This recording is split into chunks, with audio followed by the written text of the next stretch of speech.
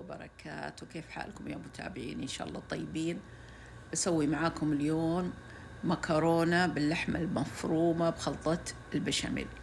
هنا حطيت اللحمة ما شاء الله كانت مجمدة طبعا، وذوبتها ما شاء الله. وهنا حطيت المكرونة تنسلق مع موية وملح بس.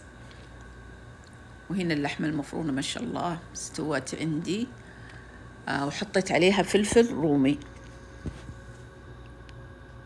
بعدها حطيت عليها صلصة، وبعدين كشنتها بالصلصة. بعدين حطيت عليها خلطة الطماطم والبصل والثوم. وكنت سالقة في نفس الوقت خضار مشكلة مجمدة مع بطاطس، قطعت معاها بطاطس وحطيتها مع الخلطة. هنا سويت خلطة البشاميل، زبدة مع طحين أبيض. وبعدين حطيت الموية وحطيت حليب بودرة والملح وبودرة الثوم. بودرة الثوم مرة تعطي نكهة مرة حلوة. وحطيت جبن سايل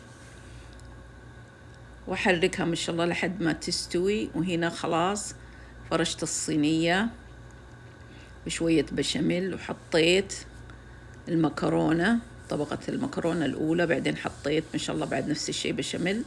أنا خليته شوي سائل البشاميل يطلع أطعم وأحلى، وتطلع المكرونة لينة. حتى الحشوة خليتها لينة، يعني ما خليتها ناشفة.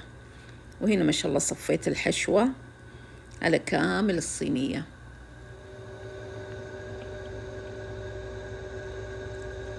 بعدين حطيت طبقة من البشاميل على الحشوة. طبعا كانت ما شاء الله الصينية سهلة وخفيفة وسريعة ولذيذة.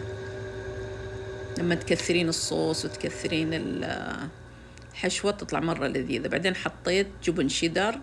بعدين الطبقة الثانية من المكرونة، ونفس الشيء خلاص أحط الطبقة الأخيرة اللي هي البشاميل، أغطي كامل الصينية. وهنا ما شاء الله خلاص خلصت الصينية وأدخلها الفرن. طبعا ما حطيت طبقة جبن فوق، أحس إنها تنشف، ما تعجبني يعني. وهنا ما شاء الله في الفرن، وهنا ما شاء الله استوت وخلاص. هذا الشكل النهائي. طبقوها إن شاء الله تعجبكم، وعلينا وعليكم بألف عافية. والسلام عليكم ورحمة الله وبركاته.